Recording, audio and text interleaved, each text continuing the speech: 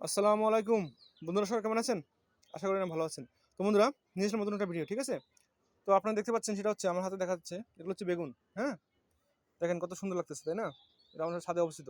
হুম, বেগুনের গাছ দেখেন, দুইটা বেগুন ধরে আছে এখানে। হুম, এই যে একটা বেগুন, তারপর হচ্ছে এই যে একটা বেগুন, টোটালি একদম ফ্রেশ। হ্যাঁ, পুরো ফরমালিন মুক্ত, ঠিক আছে?